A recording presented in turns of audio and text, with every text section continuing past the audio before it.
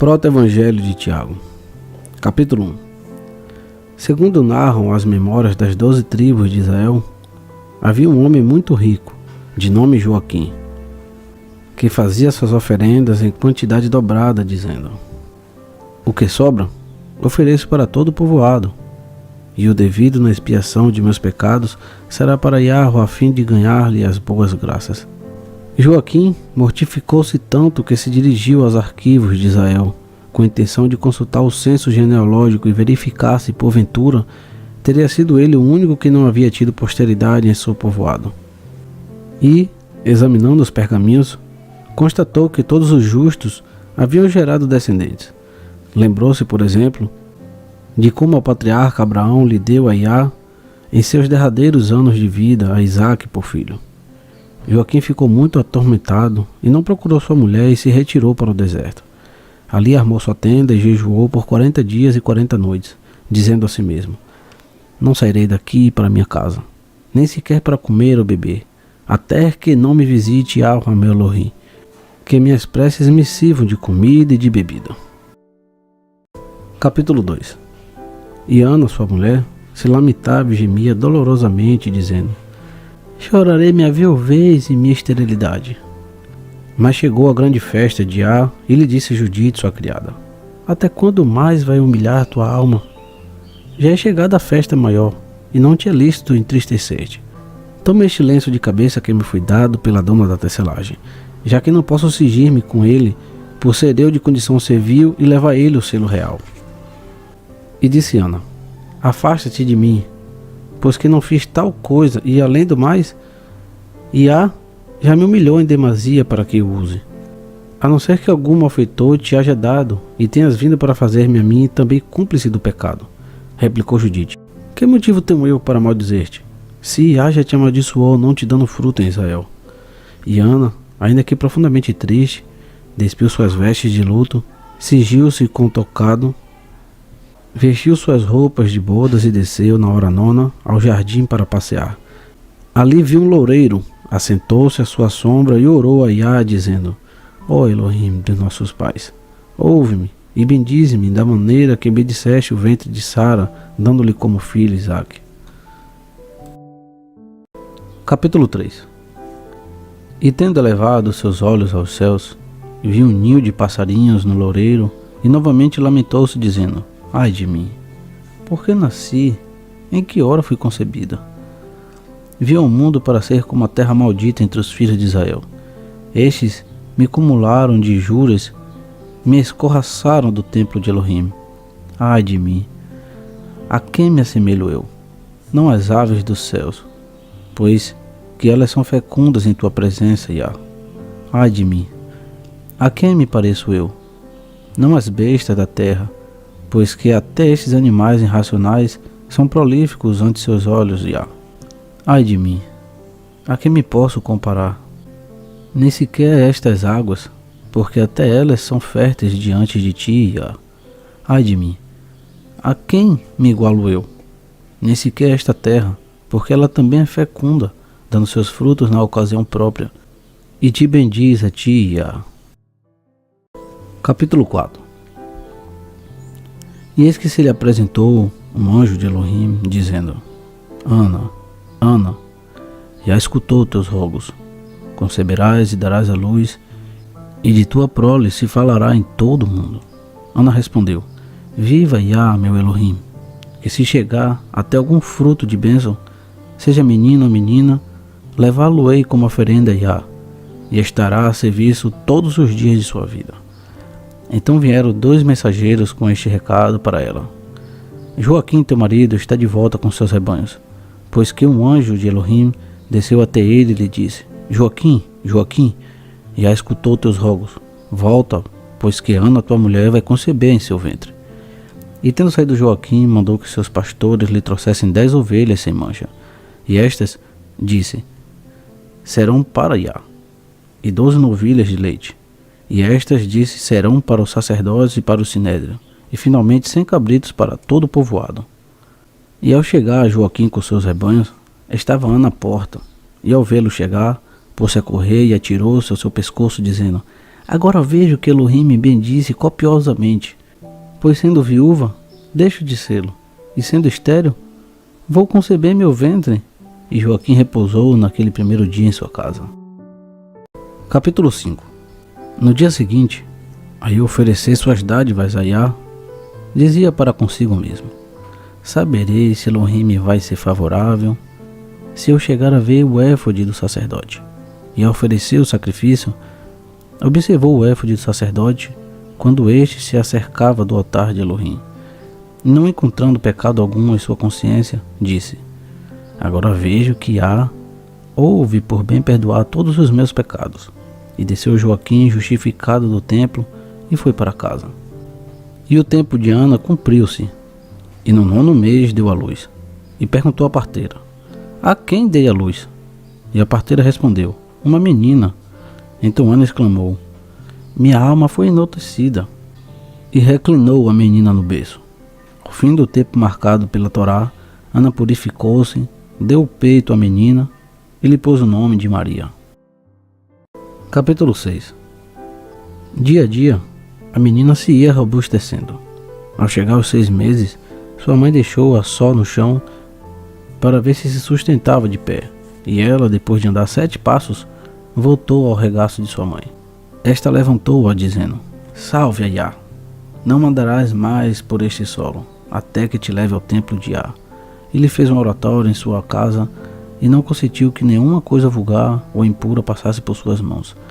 Chamou, além disso, umas donzelas hebreias, todas virgens, para que entretivessem. Quando a menina completou 1 ano, Joaquim deu um grande banquete, para o qual convidou os sacerdotes, os escribas, o sinédrio e todo o povo de Israel. E apresentou a menina aos sacerdotes, que abençoaram com estas palavras: ó Elohim de nossos pais, bendize esta menina e dá-lhe um nome glorioso e eterno por todas as gerações. Ao que todo o povo respondeu: assim seja, assim seja. Amém.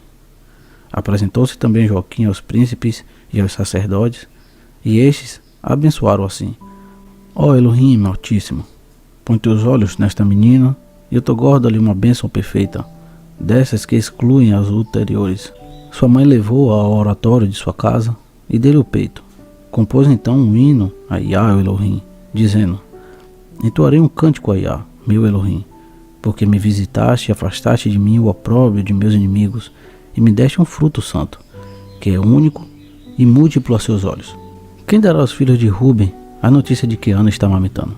Ouve, ouve, ó 12 tribos de Israel, Ana está amamentando. E tendo debaixo a menina para que repousasse na câmara onde havia o oratório, saiu e pôs-se a servir os comensais. Estes, uma vez terminada a ceia, saíram regozijando-se e louvando a Elohim de Israel. Capítulo 7. Entretanto, os meses iam se passando para a menina. E ao fazer ela 2 anos, disse Joaquim a Ana: levemo-nos ao templo de Iá, para cumprir a promessa que fizemos, para que Iá não reclame e nossa oferenda se torne inaceitável aos seus olhos. Ana respondeu: esperemos todavia, até que complete 3 anos, para que a menina não tenha saudades de nós. E Joaquim respondeu: esperaremos. Ao chegar aos 3 anos, disse Joaquim: chama as donzelas hebreias que não têm mancha, e que tome 2 a 2 uma candeia acesa, para que a acompanhe, para que a menina não olhe para trás e seu coração seja cativado por alguma coisa fora do templo de Elohim. E assim fizeram enquanto eu subindo ao templo de Iá. E lá recebeu ao sacerdote, o qual depois de tê-la beijado, abençoou-a e exclamou: Iá engrandeceu o teu nome diante de todas as gerações, pois que no final dos tempos manifestará em ti sua redenção aos filhos de Israel. Então fê-la sentar-se no 3º degrau do altar. Iá derramou graças sobre a menina, que dançou cativando toda a casa de Israel. Capítulo 8. Saíram então seus pais, cheios de admiração, louvando a Iá, Elohim, porque a menina não havia olhado para trás. Maria permaneceu no templo como uma pombinha, recebendo alimentos pelas mãos de um anjo. Mas ao completar 12 anos, os sacerdotes reuniram-se para deliberar, dizendo: Eis que Maria cumpriu 12 anos no templo de Á. Que faremos para que ela não chegue a manchar o santuário? E disseram ao sumo sacerdote: Tu que tens o altar a teu cargo, entra e ora por ela. E o que Iá te disser, isso será o que haveremos de fazer. E o sumo sacerdote, cingindo-se com o manto das 12 sinetas, entrou no Santo dos Santos e orou por ela. Mas eis que um anjo de Iá apareceu, dizendo-lhe: Zacarias, Zacarias, sai e reúne a todos os viúvos do povoado, que cada um venha com bastão, e o daquele em que Iá fizer um sinal singular, deste será ela esposa. Saíram os arautos por toda a região da Judéia, e a soar a trombeta de Iá, todos acudiram. Capítulo 9. José, deixando de lado sua acha, uniu-se a eles, e uma vez que se juntaram todos, tomaram cada qual seu bastão e puseram-se a caminho à procura do sumo sacerdote. Este tomou todos os bastões, entrou no templo e se pôs a orar. Terminadas as suas preces, tomou de novo os bastões e os entregou, mas em nenhum deles apareceu sinal algum. Porém, ao pegar José o último, eis que uma pomba saiu dele e se pôs a voar sobre sua cabeça. Então o sacerdote disse: A ti coube a sorte de receber sob sua custódia a virgem de Iá. José replicou: Tenho filhos e sou velho, enquanto que ela é uma menina. Não gostaria de ser objeto de zombarias por parte dos filhos de Israel. Então tornou o sacerdote: Teme a Iá teu Elohim, e tem presente o que ele fez com Datã, Abirom e Corê, de como abriu-se a terra e foram sepultados por sua rebelião. E teme agora tu também, José, para que não aconteça o mesmo à tua casa. E ele, cheio de temor, recebeu-a sob sua proteção. Depois disse-lhe: Tomei-te do templo, deixo-te agora em minha casa e vou continuar minhas construções. Logo voltarei, e Iá te guardará. Capítulo 10. Os sacerdotes então reuniram-se e concordaram em fazer um véu para o templo de Iá. E o sacerdote disse: Chama algumas donzelas sem mancha da tribo de Davi. Os ministros se foram, e depois de terem procurado, encontraram 7 virgens. Então o sacerdote lembrou-se de Maria, aquela jovenzinha que, sendo da estirpe davídica, se conservava imaculada aos olhos de Elohim. E os emissários a foram buscar. Depois de a terem introduzido no templo, disse o sacerdote: Vejamos qual há de bordar o ouro, o amianto, o linho, a seda, o zircão, o escarlate e a verdadeira púrpura. E o escarlate e a verdadeira púrpura couberam a Maria, que tomando-as se foi para casa. Naquela época, Zacarias ficou mudo, sendo substituído por Samuel, até quando pôde falar novamente. Maria tomou em suas mãos o escarlate e se pôs a tecê-lo. Capítulo 11. Certo dia pegou Maria um cântaro e foi enchê-lo de água. Mas eis que ouviu uma voz que lhe dizia: Elohim te salve, cheia de graça. Iá está contigo, bendita entre as mulheres. E ela olhou à sua volta, à direita, à esquerda, para ver de onde vinha aquela voz, e tremendo, voltou para casa.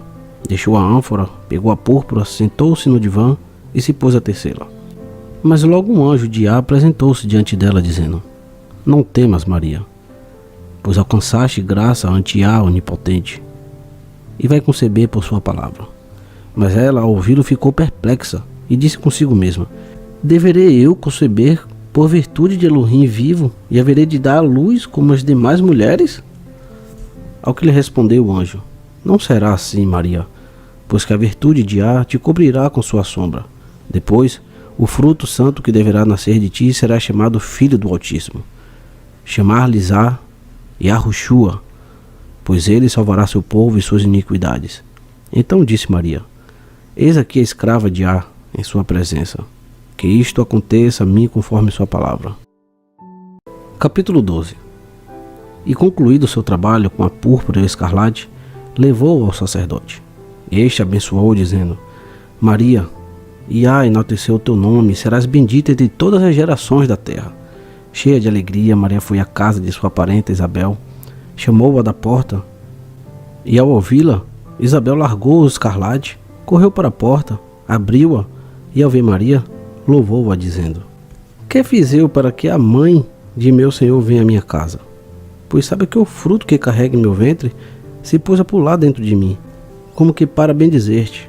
Mas Maria se havia esquecido dos mistérios que o anjo Gabriel comunicara, e elevou os olhos aos céus e disse: Quem sou eu, ó Iá, para que todas as gerações me bendigam? E passou 3 meses na casa de Isabel. E dia a dia seu ventre aumentava, e cheia de temor, pôs-se a caminho da casa e escondia-se dos filhos de Israel. Quando sucederam essas coisas, ela contava 16 anos. Capítulo 13. Ao chegar Maria ao 6º mês de gravidez, voltou José de suas construções e, ao entrar em casa, deu-se conta de que ela estava grávida. Então feriu seu próprio rosto, jogou-se no chão sobre uma manta e chorou amargamente, dizendo: Como é que eu vou me apresentar agora diante de meu soberano? E que oração direi eu agora por esta donzela, pois que a recebi virgem do templo de Arro e não a soube guardar? Será que a história de Adão se repetiu comigo? Assim como no instante que ele estava glorificando Elohim, veio a serpente e, ao encontrar Eva sozinha, a enganou. O mesmo me aconteceu. Levantando-se, José chamou Maria e lhe disse: Predileta, como eras de Elohim? Como fosses capaz de fazer isso? Acaso te esqueceste de Ato Elohim? Por que pudeste vilipendiar tua alma? Tu que te criaste no Santo dos Santos e recebeste alimento das mãos de um anjo? E ela chorou amargamente, dizendo: Sou pura e não conheço varão algum. De onde, pois, provém? Replicou José. O que carregas no seio? Ao que Maria respondeu: Peliá, meu Elohim. Eu juro que não sei como aconteceu. Capítulo 14.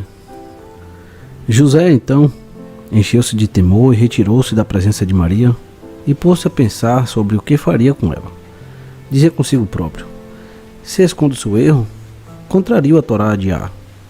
Se a denuncio ao povo de Israel, temo que aconteceu a ela se deva a uma intervenção dos anjos e venha eu entregar à morte uma inocente. Como deverei proceder, pois? Mandá-la-ei embora às escondidas. E nisto caiu a noite. Mas eis que um anjo de Iá lhe apareceu em sonhos, dizendo-lhe: Não temas por esta donzela, pois o que ela carrega em suas entranhas é o fruto do Ruach HaKodesh, Espírito Santo. Dará à luz um filho, e lhe porás o nome de Yahushua, Jesus, pois que ele há de salvar seu povo dos seus pecados. E ao despertar, José levantou-se e glorificou Elohim de Israel, por haver-lhe concedido tal graça, e continuou guardando Maria. Capítulo 15. Mas por essa ocasião veio à casa de José Anás, o escriba, que lhe disse: Por que não compareceste à nossa reunião? Respondeu-lhe José: Estava cansado da caminhada, e decidi repousar este primeiro dia. Mas ao voltar-se Anás, deu-se conta da gravidez de Maria. Então correu ao sacerdote, dizendo-lhe: Este José, por quem respondes, cometeu uma falta grave. Que queres dizer com isso? Perguntou o sacerdote. Ao que respondeu Anás: Pois violou aquela virgem que recebeu do templo de Elohim com fraude de seu casamento e sem manifestá-lo ao povo de Israel. Disse o sacerdote: E estás certo de que foi José que fez tal coisa? Replicou Anás: Envias uma comissão e te certificarás de que a donzela está realmente grávida. Saíram os emissários e a encontraram tal qual havia dito Anás, e por isso a levaram juntamente com José ante o tribunal. E o sacerdote iniciou dizendo: Maria, como fizeste tal coisa? Que te levou a vilipendiar a tua alma e esqueceste de Ato Elohim? Tu que te criaste no Santo dos Santos, que recebias alimento das mãos do anjo, que escutaste os hinos e que dançavas na presença de Elohim. Como fizestes isso? E ela se pôs a chorar amargamente, dizendo: Juro pelo Iá, meu Elohim, que estou puro em sua presença, e que não conheci varão. Então o sacerdote dirigiu-se a José, dizendo-lhe: Por que fizeste isso? Replicou José: Juro por Iá, meu Elohim, que me encontro puro com relação a ela. Acrescentou o sacerdote: Não jures em falso, diz a verdade. Usaste fraudulentamente o matrimônio e não o deste a conhecer ao povo de Israel. E não abaixaste tua cabeça sob a mão poderosa de Elohim, por quem sua descendência havia sido bendita. José guardou silêncio. Capítulo 16. Devolve, pois, continuou o sacerdote, a virgem que recebeste do templo de Iá. José ficou com os olhos marejados de lágrimas, mas acrescentou o sacerdote: farei com que eu bebais da água da prova de Ar, e ela vos mostrará diante de vossos próprios olhos vossos pecados. E tomando da água, fez José bebê-la, enviando-o em seguida à montanha, mas voltou são e salvo. Fez o mesmo com Maria, também enviando-a à montanha, mas ela voltou sã e salva. E toda a cidade se encheu de admiração ao ver que não havia pecado neles. E replicou o sacerdote: posto que Iá não declarou o vosso pecado, tampouco irei condenar-vos. Então despediu-os. E tomando Maria, José voltou para casa cheio de alegria e louvando a Elohim de Israel. Capítulo 17. E veio uma ordem do imperador Augusto para que se fizesse o censo de todos os habitantes de Belém da Judéia. E disse José: a meus filhos posso recensear, mas que farei desta donzela? Como vou incluí-la no censo? Como minha esposa? Envergonho-me. Como minha filha? Mas já sabem todos os filhos de Israel que não é. Este é o dia de Ar, que se faça a sua vontade. E selando sua asna, fez com que Maria se acomodasse sobre ela, enquanto um de seus filhos ia à frente puxando o animal pelo cabresto. José os acompanhava. Quando estavam a 3 milhas de distância de Belém, José virou-se para Maria e viu que ela estava triste, e disse consigo mesmo: deve ser a gravidez, que lhe causa muito incômodo. Mas ao voltar-se novamente, encontrou-a sorrindo, e lhe disse: Maria, o que acontece? Pois que algumas vezes te vejo sorridente e outras triste. E ela lhe disse: é que se apresentam 2 povos diante de meus olhos, um que chora e se aflige, e outro que se alegra e se regozija. E ao chegar à metade do caminho, disse Maria a José: desça-me, porque o fruto de minhas entranhas luta por vir à luz. E ele ajudou-a a apear da asna, dizendo-lhe: aonde poderei eu levar-te para resguardar teu pudor, já que estamos em campo aberto? Capítulo 18. E encontrando uma caverna, levou-a para dentro, e havendo deixado seus filhos com ela, foi buscar uma parteira hebreia na região de Belém. E eu, José, encontrei-me andando, mas não podia avançar. Ao levantar meus olhos para o espaço, pareceu-me ver como se o ar estivesse estremecido de assombro. E quando fixei a vista no firmamento, o encontrei estático e os pássaros do céu imóveis. Ao dirigir meu olhar à terra, vi um recipiente no solo e uns trabalhadores sentados em atitude de comer, com suas mãos na vasilha. Mas os que pareciam comer, na realidade não mastigavam, e os que estavam em atitude de pegar a comida, tampouco a tiravam do prato. E finalmente, os que pareciam levar os manjares à boca, não o faziam. Ao contrário, tinham seus rostos voltados para cima. Também havia umas ovelhas que estavam sendo tangidas, mas não davam passo, ao contrário, estavam paradas. E o pastor levantou sua destra para bater-lhes com o cajado, mas parou sua mão no ar. E ao dirigir meu olhar à corrente do rio, vi como os cabritinhos punham nela seus focinhos, mas não bebiam. Em uma palavra, todas as coisas estavam afastadas por uns instantes de seu curso normal. Capítulo 19. E então uma mulher que descia da montanha me disse: aonde vais? Ao que eu respondi: ando procurando uma parteira hebreia. Ela replicou: mas és de Israel? E respondi: sim. E quem é? Acrescentou a que estava dando a luz na caverna. É minha esposa, lhe disse eu. Ao que ela replicou: então não é tua mulher? E eu lhe respondi: é Maria, a que se criou no templo de Á. E ainda que me tivesse sido dada por mulher, não é, pois que concebeu por virtude da Ruach HaKodesh, do Espírito Santo. E entregou-lhe a parteira. Isto é verdade, José respondeu. Vem e verás. Então a parteira se pôs a caminho junto com ele. Ao chegar à gruta, pararam, e eis que estava sombreada por uma nuvem luminosa. E exclamou a parteira: minha alma foi engrandecida, porque meus olhos viram coisas incríveis, pois que nasceu a salvação de Israel. De repente a nuvem começou a sair da gruta, e dentro brilhou uma luz tão grande que nossos olhos não podiam resistir. Esta, por um momento, começou a diminuir, tanto que deu para ver o menino que estava tomando o peito de sua mãe, Maria. A parteira então deu um grito dizendo: grande é para mim o dia de hoje, já que pude ver com meus próprios olhos o novo milagre. E ao sair a parteira da gruta, veio ao seu encontro Salomé. Salomé, Salomé, exclamou: tenho de te contar uma maravilha nunca vista. E é que uma virgem deu à luz, coisa que, como sabes, não permite a natureza humana. Mas Salomé replicou: pelo Iá, meu Elohim, não acreditarei em tal coisa, se não me for dado tocar com os dedos e examinar sua natureza. Capítulo 20. E havendo entrado a parteira, disse a Maria: prepara-te, porque há entre nós uma grande discussão em relação a ti. Salomé, pois, introduziu seu dedo em sua natureza, mas de repente deu um grito, dizendo: ai de mim, minha maldade e minha incredulidade é que tem a culpa, por tentar o Elohim vivo desprender-se de meu corpo minha mão carbonizada.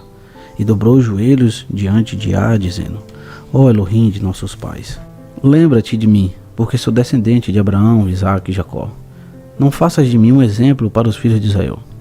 Devolve-me curada, porém, aos pobres, pois que tu sabes, Iá, que em teu nome exercia minhas curas, recebendo de ti meu salário. E apareceu um anjo dos céus, dizendo-lhe: Salomé, Salomé, Elohim escutou-te. Aproxima tua mão no menino, toma-o, e haverá para ti alegria e prazer. E acercou-se Salomé, e o tomou, dizendo: adorar-te-ei, porque nascestes para ser o grande rei de Israel. Então de repente sentiu-se curada, e saiu em paz da gruta. Nisso ouviu uma voz que dizia: Salomé, Salomé, não contes as maravilhas que viste até estar o menino em Jerusalém. Capítulo 21. E José dispôs-se a partir para a Judéia. Por essa ocasião sobreveio um grande tumulto em Belém, pois vieram os magos dizendo: onde está o recém-nascido, rei dos judeus? Pois vimos sua estrela no oriente, e viemos para adorá-lo. Herodes, ao ouvir isto, perturbou-se, enviou seus emissários aos magos, e convocou os príncipes e os sacerdotes, fazendo-lhes esta pergunta: o que está escrito em relação ao Messias? Aonde ele vai nascer? E eles responderam: em Belém da Judéia, segundo rezam as escrituras. Com isto, despachou-os e interrogou os magos com estas palavras: qual o sinal que vistes em relação ao nascimento desse rei? Responderam-lhe os magos: vimos um astro muito grande que brilhava entre as demais estrelas e as eclipsava, fazendo-as desaparecer. Nisto soubemos que a Israel havia nascido um rei, e viemos com a intenção de adorá-lo. Então replicou Herodes: ide buscai-o para que também possa eu ir adorá-lo. Naquele instante, aquela estrela que haviam visto no oriente voltou novamente a guiá-los, até que chegaram à caverna e pousou sobre a entrada dela. Vieram então os magos a ter com o menino e sua mãe Maria, e tiraram oferendas de seus cofres, ouro, incenso e mirra. Mas avisados por um anjo para que não entrasse na Judéia, voltaram às suas terras por outro caminho. Capítulo 22. Ao dar-se conta Herodes de que havia sido enganado pelos magos, encolerizou-se e enviou seus sicários, dando-lhes a missão de assassinar a todos os meninos de menos de 2 anos. E quando chegou até Maria a notícia da matança das crianças, encheu-se de temor e, envolvendo seu filho em fraldas, colocou-o numa manjedoura. E quando Isabel inteirou-se de que também buscavam a seu filho João, pegou-o e levou-o a uma montanha e pôs-se a ver onde o haveria de esconder. Mas não havia um lugar bom para isso, e entre soluços exclamou em voz alta: ó montanha de Elohim, receba em teu seio a mãe com seu filho, pois que não podia subir mais alto. E nesse instante abriu a montanha suas entranhas para recebê-los.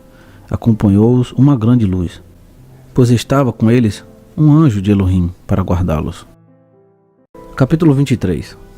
Mas Herodes prosseguia na busca de João, e enviou seus emissários a Zacarias para que lhe dissessem: aonde escondeste teu filho? Mas ele respondeu desta maneira: eu me ocupo num serviço de Elohim, e me encontro sempre no templo. Não sei onde está meu filho. Os emissários informaram a Herodes tudo o que se passara, e ele encolerizou-se muito, dizendo consigo mesmo: deve ser seu filho que vai reinar Israel.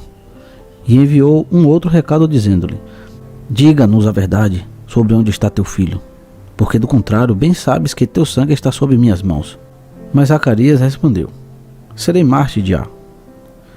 Te atreveres a derramar meu sangue, porque minha alma será recolhida por Iá, ao ser cegada uma vida inocente no vestíbulo do santuário.